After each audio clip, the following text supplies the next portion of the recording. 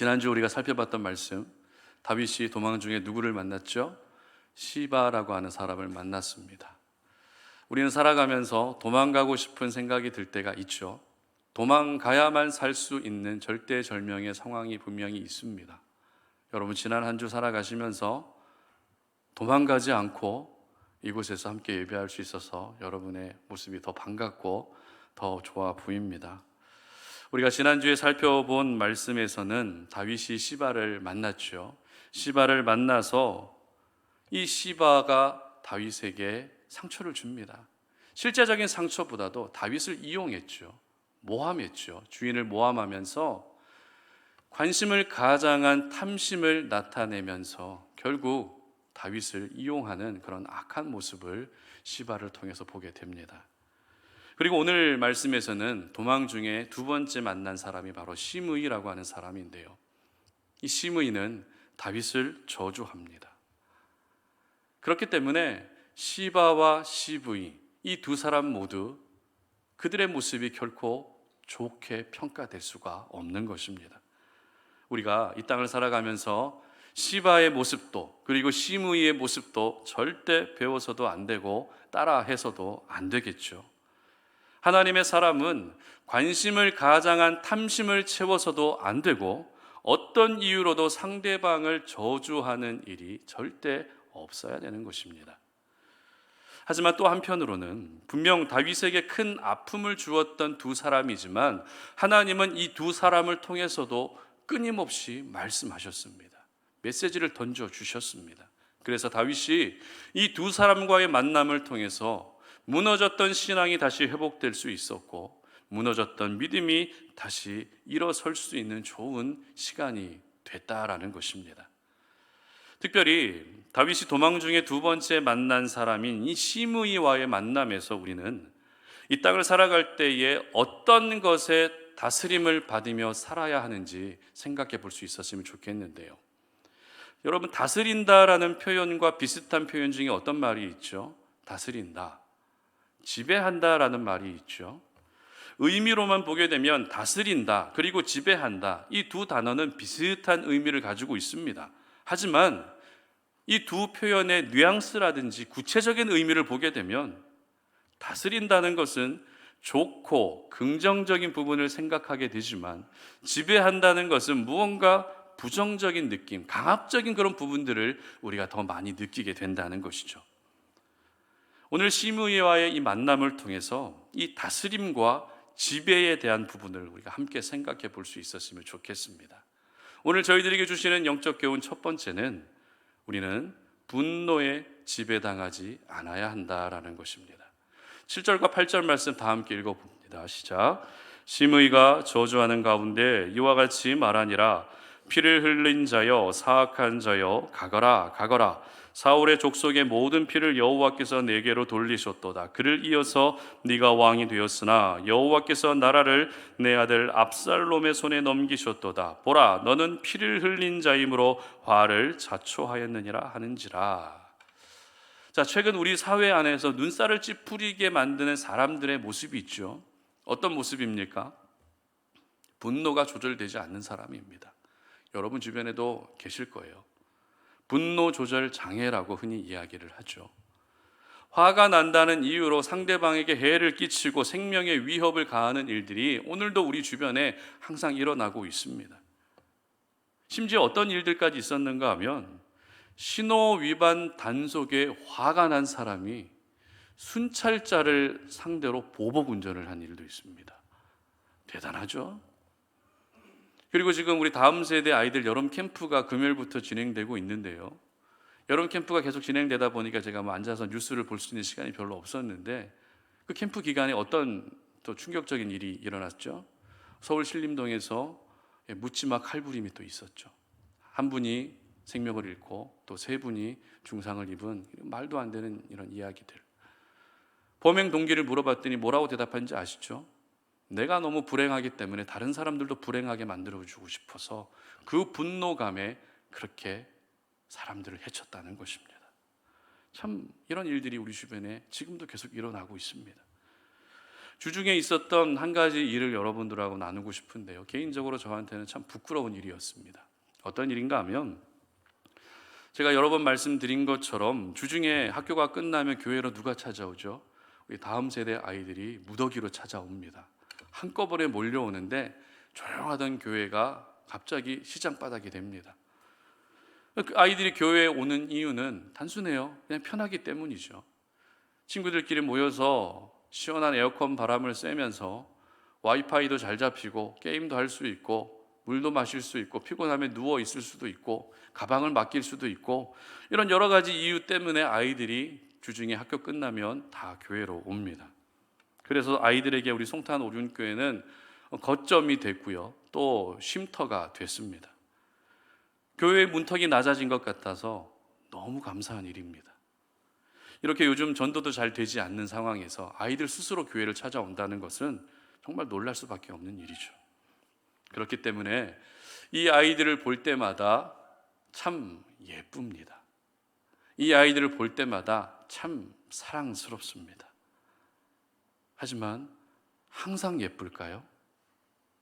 항상 사랑스러울까요? 말이라도 잘 들으면 사랑스럽죠. 교회에 들어올 때는 사랑스럽습니다. 교회에 들어오는 순간 아이들이 안녕하세요 그러면서 교회에 신나게 들어오는데 저도 격하게 환영해 줍니다. 그런데 30분, 1시간 지나면 아이들도 바뀌고 저도 바뀌어요. 말을 안 들어요. 통제가 안 됩니다. 그렇게 일주일을 아이들하고 실랑이를 하면서 시간을 보내고 있습니다. 저도 좀 쉬어야 되는데 쉴 수 있는 시간이 없어요. 그래서 월요일은 원래 이제 교회가 보통 문을 닫지 않습니까? 교육자들이 월요일 날 쉬는데 월요일에도 애들이 찾아오기 때문에 월요일 날 쉴 수가 없어요. 요즘 같은 더운 날씨에 교회에 안 들어오면 애들이 바깥을 서성이고 있기 때문에 문을 열어놔야 되거든요. 근데 제가 살아야 되잖아요. 그래서 월요일 날도 문을 닫습니다. 어쩔 수 없이 문을 닫고 저도 쉴 수 있는 시간을 좀 가지고 교회 불을 꺼놓고 제 사무실만 불을 켜놓고 설교 준비에 집중하고 이렇게 하고 있습니다. 그런데 지난 월요일에 늘 오던 것처럼 아이들이 또 교회에 온 거예요. 근데 교회 문은 잠겨져 있죠. 교회 불은 꺼져 있죠. 그럼 아이들은 어디로 가야 되죠? 공원을 가든가 어딜 가든가 자기들 갈 길을 가야 되는데 교회에 들어오는 그 현관 앞에 둥그렇게 진을 치기 시작했어요. 한 명 한 명 모이고 자전거를 거기다 눕혀놓고 고치기도 하고. 근데 이제 저는 CCTV로 계속 보고 있었거든요. 근데 아이들이 갈 데가 없으니까 오죽하면 저러겠거니 하고 생각하고 그냥 내버려 뒀어요. 근데 어떤 일이 일어나는가 하면 한 명 한 명 자리를 뜨더니 잠시 후에 다시 나타납니다. 근데 손에 뭘 들고 나타나는가 하면 컵라면을 들고 나타나요. 컵라면을 들고 시원한 편의점에서 먹으면 되는데 왜 교회 앞에 다시 모이는지 모르겠어요. 그렇게 교회 앞에 아이들이 막 3, 4, 5 모여가지고 소풍 온 것도 아니고 컵라면을 먹고 있습니다. 그래, 배가 고프니까 또 아이들이 다 같이 편의점에 들어갈 수 없으니까 거기까지도 이해를 했어요. 근데 어떤 일이 일어났을까요? 컵라면을 교회 문 앞에 쏟은 겁니다. 아이들이니까 그럴 수 있잖아요. 장난하면서 먹고 이러면 쏟을 수 있잖아요. 그런데 제 인내심의 한계가 딱 찾아온 순간이 있었는데 언제였는가 하면 컵라면을 쏟고 나서 아이들도 당황했어요. 처리는 해야 되는데 교회 문은 잠겨 있고 닦을 수 있는 휴지라든지 물도 없고 그러니까 처리는 해야 되는데 어떻게 해야 될지 모르잖아요. 그러니까 애들이 어떻게 하는가 하면 우리 교회에 들어온 입구에 앞에 긴 매트 깔아놨잖아요. 매트를 들고 발로 집어넣기 시작합니다. 이렇게 국물과 면을 다 집어넣기 시작해요. 제 인내심이 거기까지였어요. 문이 닫혀있던 교회, 불이 꺼져 있던 교회, 갑자기 제가 문을 열고 나가니까 애들이 다 뻥 찐 거죠. 놀란 거죠. 여기서 뭐 하는 거야? 왜 라면을 편의점에서 안 먹고 여기서 먹으면 조용하게 예쁘게 먹을 거지 왜 쏟고 쏟았으면 닦아야지 왜 그걸 매트에 발로 집어넣고 있냐고. 제가 소리 지르면서 다 내쫓아 버렸어요. 근데 제가 그 소리 지르는 거를 누가 봤겠습니까? 지나가는 믿지 않는 분들이 다 보고 있더라고요. 여기 교회는 목사님이 저러구나. 교회 앞에 찾아온 아이들을 저렇게 혼내고 소리 지르고 욕은 안 했지만 이런 교회구나. 예, 이런 일이 있었습니다. 정말 부끄러웠습니다. 교회 이미지도 있지 않습니까? 제가 늘 기도하는 제목이 우리 송탄 오륜교회가 이 지역 안에서 좋은 소문이 나는 게 제 기도 제목인데, 지금까지 3년 4년 동안 기도해 온 거를 한순간에 다 그냥 까먹은 거예요. 목회자의 이미지도 있지 않습니까? 요즘 목회자의 이미지 안 그래도 안 좋은데, 저 소리 지르는 목사님, 성격이 안 좋은 목사님, 얼굴을 보면 성격이 좋아 보이는데 그 안에 분노가 가득한 목사, 이렇게 이미지가 낙인이 찍힌 것 같아서 정말 제 마음이 힘들었습니다. 하나님의 사랑으로 무조건 품어야 되는지, 아니면 적어도 사랑 안에서 아이들을 가르칠 건 가르쳐야 되는지, 그 가운데서 항상 고민이 돼요. 여러분 생각나실 때 좀 기도해 주시면 감사하겠습니다. 부끄러운 제 이야기지만 여러분 역시 삶 속에서 어떤 이유로 갑자기 치밀어 오르는 그 분노가 제어가 안 돼서 많은 어려움들을 겪는 일들이 있으실 겁니다. 사랑하는 사람들에게 피해를 주고 상처를 주는 일들이 분명히 있을 겁니다. 다시 말해서 우리는 분노에 지배당하는 일이 늘 반복되고 있습니다. 그렇다면 오늘 본문의 시므이는 어땠는지 한번 찾아보도록 하겠습니다. 성경이 기록하고 있는 시므이라고 하는 사람이 어떤 사람이었는가 하면 정보는 한 가지밖에 없습니다. 그 정보 5절 말씀 함께 봅니다. 시작. 다윗 왕이 바울임의 이름에 거기서 사울의 친족 한 사람이 나오니 게라의 아들이요 이름은 시므이라. 그가 나오면서 계속하여 저주하고. 여러분, 사울의 친족이라는 것이 어떤 의미일까요? 이 시므이가 사울의 친척이라는 것이 어떤 의미입니까? 바로 다윗에게 왕권을 빼앗겼다는 피해의식에 살아가던 사람들이라는 것입니다. 사실 다윗이 왕의 자리를 뺏은 것이 아닙니다. 베냐민 지파 출신인 이스라엘의 초대 왕 사울이 독불 장군처럼 자기만 생각하면서 자기 중심으로 살다 보니 하나님이 그 왕의 자리에서 사울을 끌어내리시고 다윗을 왕의 자리에 앉히셨습니다. 그러나 베냐민 지파 사람들, 사울의 친척들은 어떻게 생각하고 있었습니까? 다윗에게 우리가 왕권을 뺏겼다라고 하는 피해의식 속에 살고 있었던 것입니다. 그러면 사울의 친족들에게 다윗은 어떤 사람으로 여겨졌을까요? 죽일 놈, 나쁜 사람, 악한 사람, 이러한 온갖 좋지 않은 이미지들이 그대로 남아 있었을 것입니다. 그래서 시므이는 아들 압살롬을 피해서 도망 나온 다윗을 향해서 어떻게 하고 있습니까? 저주합니다. 안 그래도 다윗이 힘든데, 안 그래도 너무 고통스럽고 괴로운데 시므이는 지금 불난집에 부채질을 하고 있었습니다. 네가 그렇게 살더니 결국에는 네가 화를 당한다.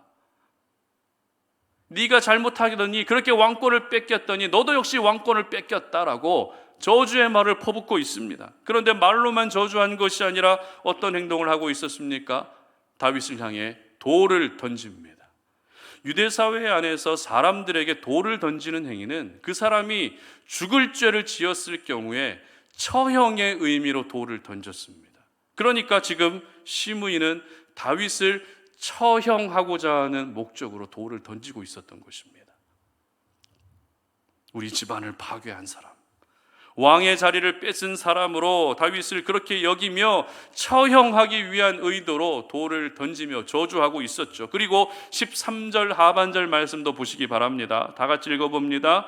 시므이는 산비탈로 따라가면서 저주하고 그를 향하여 돌을 던지며 먼지를 날리더라. 뭘 날렸다고요? 돌을 던질 뿐만 아니라 이제는 먼지까지 날리기 시작합니다. 티끌을 날렸다라고도 이야기를 하는데요. 먼지를 날렸다는 것은 그 사람이 전혀 가치가 없는 사람임을 나타낼 때 먼지를 날리면서 저 사람은 가치가 없는 사람이고 저 사람은 죽일 사람이고 이렇게 저주했습니다. 이처럼 시므이는 다윗을 향해서 말로는 저주하고 행동으로는 돌을 던지고 먼지를 날리는 이 망령된 행동을 통해서 다윗에게 크나큰 상처를 주고 있었던 것입니다. 자, 그렇다면 이 모든 시므이의 행동의 발단이 무엇이었을까요? 이런 시므이의 망령된 행동이 시작될 수밖에 없었던 이유가 무엇입니까? 바로 다윗을 향한 분노 때문이었죠. 정작 다윗은 잘못한 것이 하나도 없는데 자기만 그렇게 다윗을 향해 분노를 가지고 있었던 것입니다. 그러다 보니 위로해 주어야 할 사람에게 오히려 크나큰 상처를 주고 말았던 것입니다. 그렇습니다. 사람이 분노에 지배당하는 순간 그 사람의 입에서는 저주와 같은 독이 나오는 것입니다. 사람이 분노에 지배당하는 순간 상대방에게 치명적인 상처만 주게 되는 것입니다. 우리가 분노에 지배당하게 되면 심의의 인생이 바로 나의 인생이 되고 마는 것입니다. 그런데 아니 목사님도 분노를 참지 못하고 애들한테 그렇게 분노를 쏟아 부으셨는데 어떻게 분노를 지배합니까? 예수님도 성전 안에서 장사하는 사람들을 보시면서 상을 뒤엎으실 정도로 화를 내셨는데 어떻게 분노에 지배당하지 않을 수 있습니까? 이런 질문을 하실 수 있겠죠. 맞습니다. 분노의 감정은 모든 사람에게 찾아오는 감정입니다. 여러분, 집에서 남편을 보고 있으면 어떤 생각이 들죠? 사랑스러우셔요? 10%. 90%는 분노가 먼저 생기죠. 여러분, 집에서 아내를 보고 계시면 어떠세요? 20%. 사랑하는 마음이 있고 80%는 분노가 생기는 분들이 많으실 거예요. 배우자만 보면 분노가 생깁니까? 애들만 봐도 분노가 생깁니다. 직장에서 일할 때 요리조리 잘 피해 다니는 사람 있죠? 보면 어때요? 분노가 생겨요. 그리고 나에게 실제적인 고통과 상처를 주는 사람을 보면 분노가 생길 수밖에 없습니다. 편의점에서 먹어도 될 라면을 굳이 문이 닫혀있는 교회 앞에 장사진을 이뤄서 그렇게 먹다가 쏟고 그것을 매트 밑으로 은폐를 시도했던 이 아이들의 모습을 보면 화가 납니까 안 납니까? 사랑으로 품어주실 수 있는 분 한번 손들어 보세요. 한 번은 되시겠죠? 4년 동안 한번 해보세요. 분노를 참을 수가 없습니다. 그러나 저희들이 오늘 기억해야 할 것이 무엇입니까? 분노에 지배당하면 안 된다는 것입니다. 그러면 분노에 지배당하는 것이란 구체적으로 무엇을 의미할까요? 오늘 심의가 다윗을 저주한 때가 언제였는가? 그 시기가 굉장히 중요한데요. 오늘 심의가 다윗을 저주할 때가 언제였는가 하면 사울이 죽고 나서 26년이 지난 후였습니다. 그러니까 다윗이 왕이 되고 나서 26년이 지나고 나서 저주한 겁니다. 무슨 말입니까? 심의는 무려 26년간 다윗을 향한 이 분노를 가지고 살았던 것입니다. 물론 집안의 자랑이라 할 수 있는 사울이 죽고 왕의 자리에서 물러나게 된 것이 화가 날 수는 있습니다. 그러나 그 분노, 그 화가 무려 26년인가 지속되었고 이렇게 분노에 오랜 시간 동안 지배를 받고 살아가다 보니 다윗을 향해 입에 담을 수 없는 저주의 말을 쏟아붓고 있었던 것입니다. 그렇습니다. 분노는 누구나 생길 수 있습니다. 화는 누구나 낼 수 있습니다. 그러나 그 분노에 지배당하는 일만큼은 없어야 된다는 것입니다. 그래서 에베소서 4장 23절은 이렇게 기록하고 있는데요. 다 같이 한번 읽어봅니다. 시작. 분을 내어도 죄를 짓지 말며 해가 지도록 분을 품지 말고. 아멘. 잠시 띄워주시겠어요? 말씀 잘 보세요, 여러분. 분을 내라고 하십니까? 분을 내지 말라고 하십니까? 분을 내라고 하십니다. 놀랍지 않으세요? 우리 하나님이 사도 바울을 통해서 공식적으로 우리에게 분을 내라고 허락해 주시는 이 말씀, 놀랍지 않으십니까? 그런데 여기까지만 보고 이제 나의 모든 분노를 하나님이 변호해 주시는구나, 역시 내가 화를 내도 하나님은 내 편이 되시는구나 라고 생각하시면 큰일 나는 거 아시죠? 왜냐하면 분을 낼 수는 있지만 그 분노 때문에 죄를 지으면 안 되기 때문입니다. 분을 낼 수는 있지만 그 분노가 해가 지도록 품고 있어서는 안 되기 때문입니다. 즉 분노에 지배당하는 일은 없게 해야 하기 때문입니다. 하나님의 사람은 분은 낼 수 있지만 그 분노에 지배당하는 일은 절대 없어야 하는 것입니다. 여러분, 아직도 사랑하는 가족을 향해서 또 누군가를 향해서 분노의 감정을 지우지 못하고 계시지 않으십니까? 오랜 시간 동안 그 사람만 생각하면 분노가 끓어오르는 분들 없으십니까? 만약 그렇다면 지금 여러분은 아직도 분노에 지배당하고 계시는 것입니다. 우리가 분노의 지배를 당하는 순간 나의 분노는 사랑하는 사람들에게 상처로 그대로 이어질 수밖에 없는 것입니다. 교회 앞에서 라면을 먹다가 쏟아버리고 또 그것을 매트 아래에 발로 집어넣었던 아이들을 향해 그 순간에 분노가 폭발했던 것은 사실입니다. 그래도 다음날 아이들은 아무 일 없었다는 듯이 해맑게 교회로 들어오더라고요. 안아줬습니다. 참 예쁘다. 다행히 그 분노가 다 사라지더라고요. 여러분 안에 아직도 남아있는 모든 분노의 감정, 누군가를 향해서 품고 있는 그 분노의 감정 계속해서 품고 있지 마시길 바랍니다. 분노는 담아두는 것이 아닙니다. 분노는 재활용하는 것도 아닙니다. 분노는 무엇입니까? 일회용품일 뿐입니다. 한 번 쓰고 버리면 됩니다. 여러분 집에서 수십 년 전에 그런 물건들 버리지 않고 꼭꼭 모아두시는 분들 계시죠? 그거 한번 내가 보기에는 분명히 버려도 될 것 같은데 괜히 버렸다가 부부싸움 나고 이런 분들이 계세요. 그런데 거기에 짐만 쌓아두는 게 아니라 분노를 쌓아두는 분도 계세요. 상처를 쌓아두는 분도 계세요. 한 번 쓰고 버리면 될 것을 생각나면 또 꺼내서 쓰고 생각나면 또 꺼내서 써서 정말 많은 어려움들을 삶 가운데 스스로 자초하는 일들이 우리 가운데 있는 것 같습니다. 여러분, 분노는 재활용품이 아닙니다. 분노는 일회용품입니다. 버리시기를 바랍니다. 한 번만 쓰시고 버리시기를 바랍니다.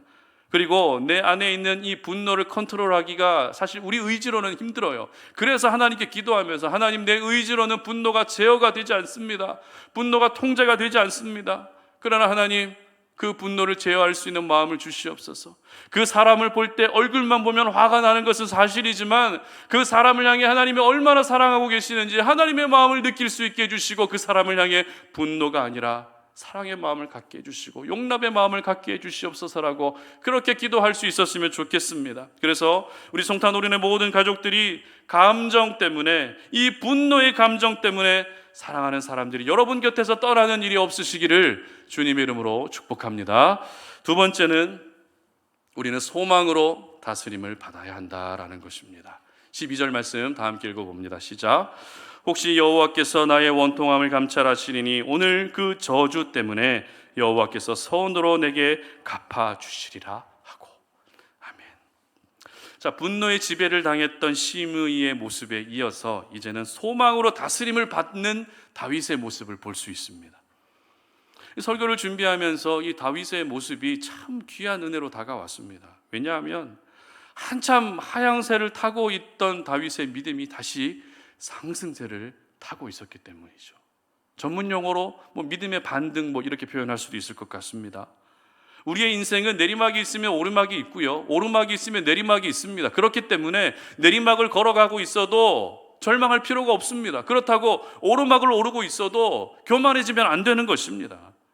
오늘 다윗은 도망 중에 시므이를 만나고 시므이를 통해서 온갖 저주의 말을 듣습니다. 그리고 자신을 향해 돌을 던지며 먼지까지 날리는 행동을 가만히 지켜보고 있을 만큼, 가만히 지켜보고 있을 수 없을 만큼 정말 모든 자존심들이 무너져 버립니다.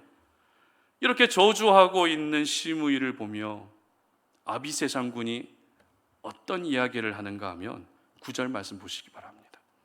함께 읽습니다.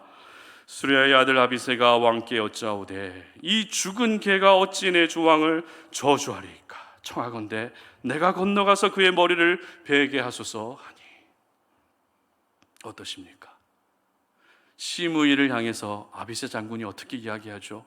죽은 개가 어찌 내 왕을 모욕하는 것을 지켜볼 수 있겠습니까? 죽은 개가 욕을 했다는 거거든요.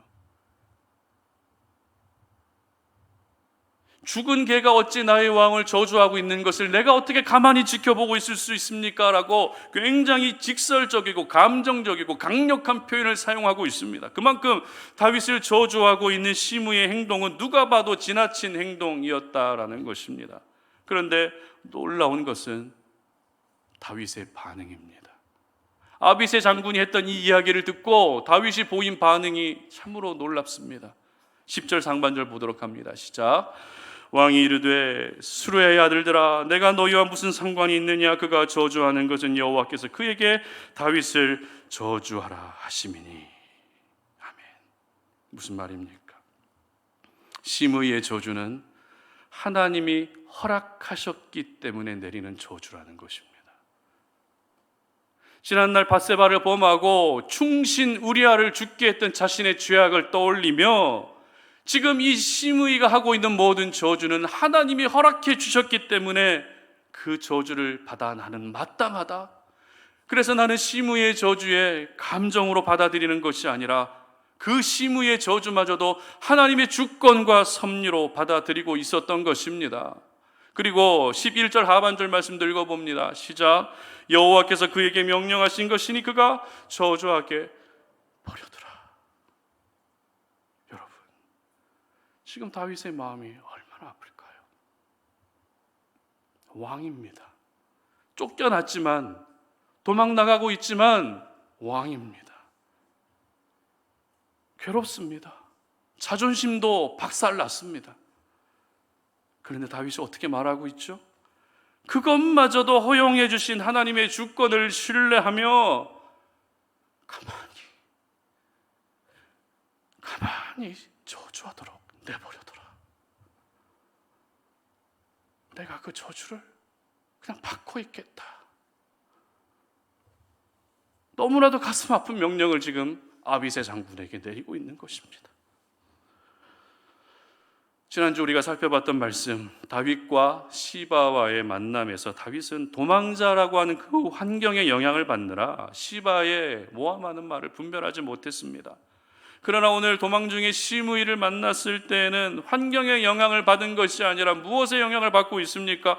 그 환경마저도 허용하시고 그 환경마저도 주관하시는 하나님의 주권을 인정하며 하나님께 영향받고 있었던 것입니다.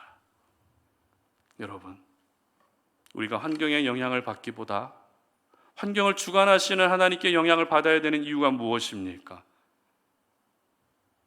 하나님께 영향을 받아야 우리는 소망으로 이 땅을 살 수 있기 때문입니다. 다윗은 자신을 저주하는 시므이의 저주를 겸허하게 받아들입니다. 그리고 아비새 장군을 향해서 정말 영적이고 정말 신앙적인 말을 합니다. 12절 말씀 함께 읽어보도록 하겠습니다. 시작. 혹시 여호와께서 나의 원통함을 감찰하시리니 오늘 그 저주 때문에 여호와께서 선으로 내게 갚아주시리라 하고. 아멘. 여러분, 다윗이 사용했던 혹시라고 하는 이 표현, 무엇이 느껴지십니까? 혹시 하나님이 나의 원통함을 감찰해 주셔서 지금 시므이에게 받고 있는 이 저주 때문에라도 혹시 선으로 갚아주실 것을 간절하게 소망하고 있었던 것입니다. 성경에 이 혹시라고 하는 말이 사용된 때를 보게 되면 큰 소망이 아니에요. 작은 소망을 품고 있을 때 이 혹시라는 말이 표현되고 기록되고 있습니다. 여러분, 다윗이 말했던 이 혹시라고 하는 이 표현은요, 너무나도 부끄러운 표현입니다. 너무나도 작은 소망의 표현이지만 드디어 다윗이 소망으로 다스림을 받기 시작했다라는 것을 보여주고 있는 너무나도 영적인 메시지입니다. 그렇습니다. 다윗의 지금 환경은 여전히 도망자의 환경입니다. 그리고 분노에 지배당한 시므이의 그 저주를 들으며 수모를 당합니다. 고통을 겪습니다. 자존심이 산산조각 나버립니다. 그러나 다윗은 도망자라고 하는 그 환경에 지배를 당하지 않았습니다. 그렇다고 시므의 저주 때문에 생긴 원통한 감정에 지배당하지도 않았습니다. 다윗은 바로 소망으로 이 힘든 시간을 다스림 받고 있었던 것입니다. 지금 다윗이 강력하게 다스림 받고 있었던 것은 바로 소망이었습니다. 여러분, 우리 하나님이 어떤 분이시죠? 우리 하나님이 어떤 분이십니까? 로마서 15장 13절 말씀을 함께 읽어봅니다. 시작. 소망의 하나님이 모든 기쁨과 평강을 믿음 안에서 너희에게 충만하게 하사 성령의 능력으로 소망이 넘치게 하시기를 원하노라. 아멘. 그렇습니다. 우리 하나님은 소망의 하나님이십니다. 따라서 소망이 다윗을 다스렸다는 것은 소망의 하나님이 다윗을 다스렸다는 것을 의미합니다. 한때는 죄와 정욕의 지배를 받았던 다윗이지만 이제는 드디어 다윗이 다시 하나님의 소망으로 다스림을 받기 시작했던 것입니다. 하나님은 절망 가운데서도 우리에게 소망을 주시는 분이십니다. 절망감에 빠져서 상실감에 사로잡혀 살아가고 있는 우리에게 오늘도 찾아와 주셔서 절망하지 말라고, 눈물 흘리지 말라고, 자책하지 말라고 하나님이 말씀하시고 그 가운데 소망으로 임재하시고 소망으로 다스려 주시는 분이십니다. 우리가 하나님의 그 소망으로 다스림을 받아야 지금의 절망적인 환경 때문에 무너지지 않을 수 있죠. 소망으로 다스림을 받아야 결국에는 허락해 주시는 하나님의 회복의 은혜를 경험할 수 있게 되는 것입니다. 우리가 살아가고 있는 삶의 현장은 소망이 아닌 다른 것들이 나를 지배하려고 할 때가 참 많이 있죠. 절망의 감정이 우리를 지배하려고 합니다. 시므이와 같이 분노의 감정이 우리를 지배하려고 합니다. 누군가에게 받았던 그 상처가 나를 지배하려고 합니다. 피해 의식이 나를 지배하려고 합니다. 물질이 나를 지배하려 하고 인정받아야 된다고 하는, 세상 속에서 나는 반드시 인정받고 살아야 된다고 하는 그 강박관념이 나를 지배하기도 합니다. 이 세상 속에는 우리의 영혼에 치명상을 입히는 많은 것들이 우리를 지배하기 위해서 호시탐탐 지금 기회를 노리고 있습니다. 그러나 하나님의 사람은 그 어떤 것에도 지배를 당하는 것이 아니라 오직 소망으로 다스림을 받고 소망의 하나님께 다스림을 받아야 한다는 사실을 기억하시기를 바랍니다. 그래서 소망이라고 하는 그 강력한 통치 안에서 오늘도 그리고 이번 한 주도 결코 무너지지 않고 버티시고 승리하시는 우리 송탄 올인의 모든 가족들 되시기를 주님의 이름으로 축복합니다. 말씀을 맺겠습니다. 신앙생활 하면서 우리는 하나님의 나라를 경험해야 됩니다 라는 이야기를 참 많이 듣습니다. 하나님의 나라를 경험해야 됩니다. 하나님의 나라를 경험해야 됩니다. 여러분의 가정 안에서도 하나님의 나라를 경험해야 되고 교회에서도 하나님의 나라를, 그리고 직장에서도 하나님의 나라를 경험해야 된다는 이야기를 참 많이 합니다. 여러분, 하나님의 나라가 무엇입니까? 하나님의 나라가 무엇입니까? 하나님의 나라는 하나님의 통치입니다. 다시 말해서 내 삶의 전 영역에서 하나님의 다스리심을 인정하고 하나님의 다스리심을 느끼고 하나님의 다스리심을 깨닫는 것, 그래서 삶의 주도권을 하나님께 내어드리는 것, 내 삶의 모든 주도권을 하나님께 이양해 드리는 것, 이것이 바로 하나님의 나라의 본질입니다. 그렇다면 여러분은 어떠십니까? 지금 여러분의 삶을 여러분이 직접 다스리고 계시진 않으십니까? 아니면 세상 속의 다른 것들이 여러분을 다스리고 있지는 않으십니까? 오늘 시므이는 분노의 지배를 당하고 말았습니다. 다윗을 저주했지만 결국 자기 자신이 저주받은 인생이 되고 맙니다. 이후에 다윗이 죽을 때 아들 솔로몬에게 유언을 남깁니다. 그 유언 중에 하나가 시므이를 죄 없는 사람으로 여기지 말라는 유언을 남깁니다. 그렇게 다윗을 저주했던 시므의 인생이 결국 저주받은 인생으로 끝나고 맙니다. 그러므로 우리 성도님들 절대 분노에 지배당하는 일이 없으시기를 바랍니다. 화를 낼 수 있어요. 분이 날 수 있습니다. 그러나 그 분노가 20년, 30년, 40년 계속 지속되지 않도록 분노에 지배당하는 일은 없게 하시기를 바랍니다. 해가 지도록 분을 품는 일이 없으시기를 바랍니다. 여러분이 지금 집에서 발산하고 있는, 사회 속에서, 생활 속에서 발산하고 있는 그 분노 때문에 여러분 주변의 영혼들에게 상처를 주는 일들을 중단할 수 있기를 바랍니다. 그리고 다윗은 자신을 저주하는 시므의 저주를 들으면서 화도 나고 상처도 받고 자존심도 완전히 무너졌지만 그렇다고 해서 감정에 지배당하지 않았죠. 그 저주마저도 하나님의 주권과 섭리 속에서 해석했습니다. 이와 같은 믿음의 해석이 가능한 이유가 무엇입니까? 다윗은 드디어 소망으로 다스림을 받고 있었기 때문입니다. 혹시 하나님, 혹시 내가 지금 그 저주 듣고 있는 것은 너무 괴롭지만 그 저주 때문에라도 혹시 하나님, 혹시 나에게 선으로 갚아주실 하나님의 은혜를 내가 기대합니다. 소망으로 다스림 받는 사람이 살아가는 모습이 바로 이와 같은 모습입니다. 혹시라고 하는 이 말은 굉장히 영적인 단어입니다. 혹시라고 하는 이 단어는 하나님만이 내 인생의 유일한 소망이 되시는다는 것을 믿음으로 받아들이는 가장 귀한 영적인 단어입니다.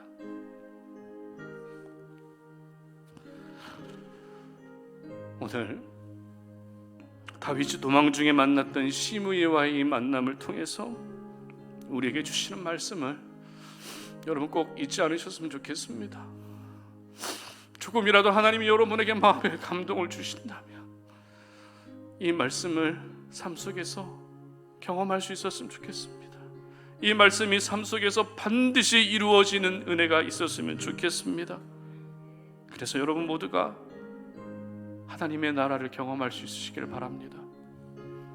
분노의 지배를 당해서 악한 세상에 내가 지배당하는 인생이 아니라 소망으로 다스림을 받아서 내가 살아가는 모든 삶의 자리가 바로 하나님의 나라가 임재한 곳이라는 사실을 경험하시고 내가 살아가는 곳이 높은 산이든 거친 들이든 주님과 함께 하고 있는 그 현장이 바로 하나님의 나라라는 사실을 반드시 기억하시길 바랍니다. 그래서 작은 소망의 표현이지만 이 혹시의 은혜가 우리 송탄 우리는 모든 가족들에게 반드시 임할 수 있기를 주님의 이름으로 축복합니다. 이 시간에 함께 찬양하며 나아가도록 하겠습니다. 내 영혼이 은총 입어 찬양합니다.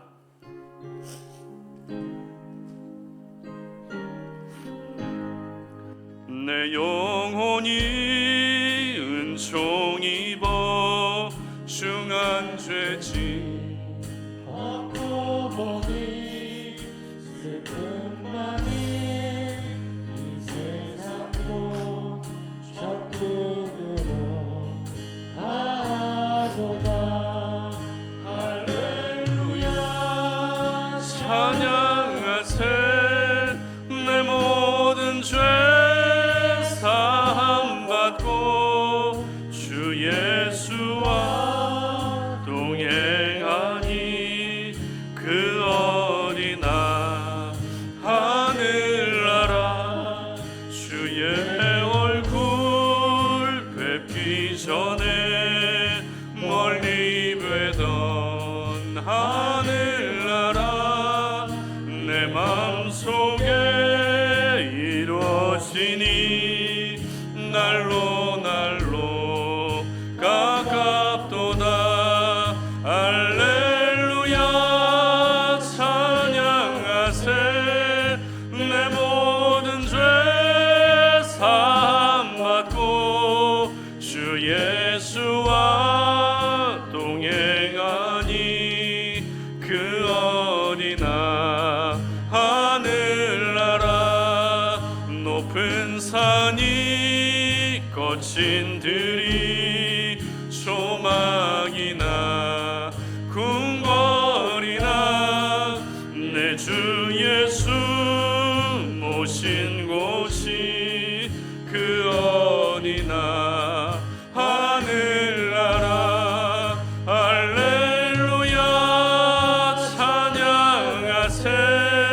내 모든 죄 사함받고 주 예수와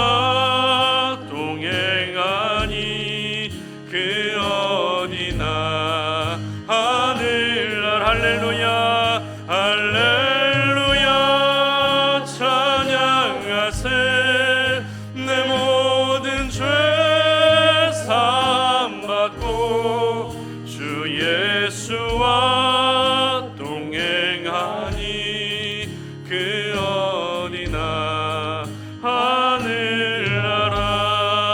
아멘. 우리 이 시간에 함께 기도하며 나아갈 때 지금 여러분은 어떤 것에 지배를 당하고 계십니까? 여러분을 지배하고 있는 것은 무엇입니까? 우리는 오늘도 소망으로 다스림을 받아야 되는데 엉뚱한 것에 지배를 당하며 살 때가 참 많이 있습니다. 무엇보다 지금 우리를 가장 많이 지배하고 있는 것은 오늘 시므이와 같이 분노의 감정이 아닌지 우리의 모습을 한번 돌아볼 수 있었으면 좋겠습니다. 다윗이 우리의 집안을 몰락시켰어. 다윗이 우리의 왕권을 뺏어갔어. 정말 잘못한 사람은 사울인데도 불구하고 다윗이 이 모든 일의 가해자라 생각하고 다윗을 향해서 시므이는 무려 26년간 분노의 감정을 가지고 있었습니다. 분노에 그렇게 지배를 당하고 살다 보니 지금 너무나도 괴롭고 고통스러운 다윗을 향해서 저주합니다. 돌을 던집니다. 티끌을 날리고 먼지를 날리면서 혼자서 다윗을 처형하고 있었습니다. 여러분, 분노의 지배를 당하게 되면 사랑하는 사람들에게, 지금 내 도움이 필요한 영혼들에게 상처를 안기게 됩니다. 그러므로 여러분을 지배하고 있는 모든 분노의 감정, 하나님 이 분노의 감정이 더 이상 지속되지 않게 하여 주시옵소서. 내가 분노의 지배 당하지 않기를 원합니다. 분은 낼 수 있지만 분으로 죄를 짓지 않게 하시고 해가 지도록 분을 품는 일들이 생기지 않게 하여 주시옵소서.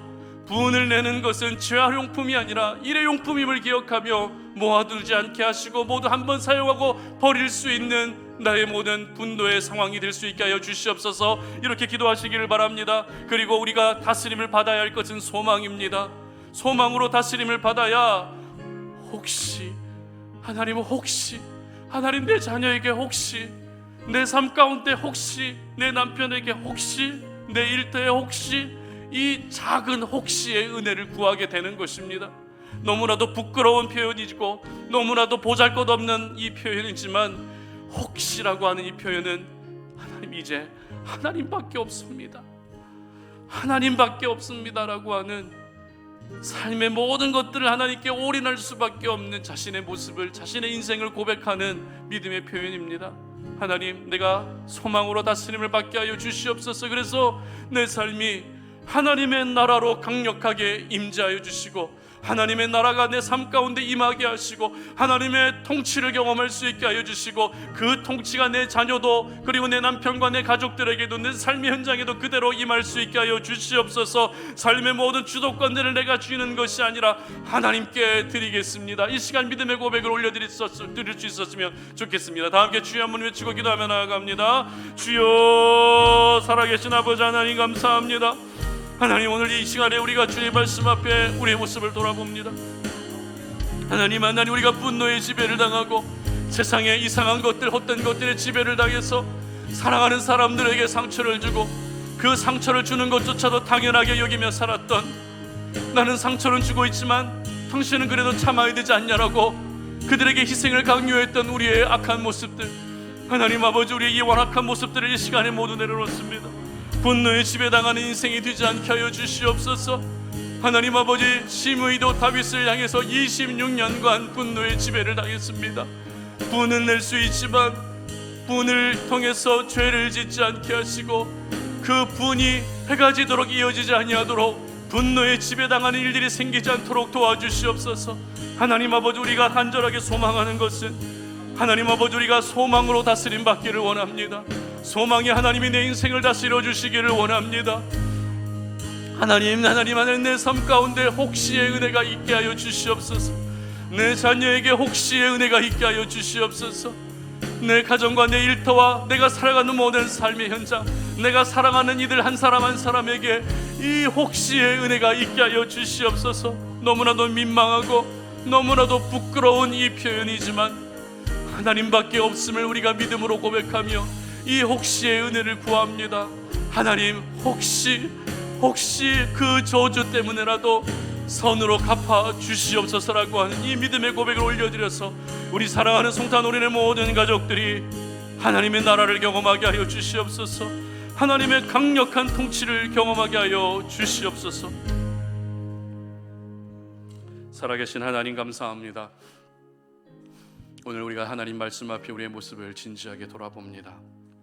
삶 속에서 하나님의 나라를 경험해야 된다라는 이야기들을 많이 듣고 있지만 정작 우리는 하나님의 통치를 받고 있는 것이 아니라 세상의 통치를 받고 있고 세상의 지배하에 살아가고 있음을 기억합니다. 이 분노의 감정 때문에 사랑하는 사람들에게 얼마나 많은 아픔과 상처를 주었습니까? 시므이와 같이 분노의 감정에 지배당한 일들이 생기지 않도록 도와주시옵소서. 사랑하는 내 가족들과 내 친지들과 내 이웃들을 볼 때마다 그 영혼을 하나님이 얼마나 사랑하고 계시는지 하나님의 마음을 느낄 수 있게 하시고, 그래서 분노의 감정에 지배당하는 일들이 결코 생기지 아니하도록 도와주시옵소서. 하나님의 사람은 오로지 소망으로 다스림을 받아야 됩니다. 지금의 상황은 절망적이고 자존심도 무너지고 모든 것들이 바닥이 난 상황이지만 하나님, 그러나 혹시 이 은혜를 허락해 주실 수 있다면 그 혹시의 은혜를 우리에게 허락해 주시옵소서라고 이 작은 소망의 고백을 주님 앞에 올려드릴 수 있는 저희들 되게 하여 주시옵소서. 이번 한 주 내가 내 삶을 통치하는 것이 아니라 하나님이 우리의 삶을 통치해 가시는 은혜를 경험하게 하시고, 하나님의 나라가 내 가정에도 임하게 하시고 내 자녀들에게도 임하게 하시고 내 남편에게도 임하게 하시고 내 가족 모두에게도 임하게 하시며 내 삶의 현장에도 임하게 하셔서 하나님의 나라를 모든 이들이 경험할 수 있는 은혜를 허락하여 주시옵소서. 이제는 우리 주 예수 그리스도의 은혜와 하나님 아버지의 끝없는 사랑과 성령의 교통하심이 오늘 이 시간에 하나님 아버지 앞에 나와 예배하며 주님의 은혜의 말씀을 받아서 이번 한 주 살아갈 때에 분노의 지배를 당하는 한 주가 아니라 소망으로 다스림을 받을 수 있는 그런 삶이 되기를 소망하는 우리 모든 송탄 오리배 가족들 머리 위에 이제로부터 영원토록 함께 하시기를 간절히 축원하옵나이다. 아멘.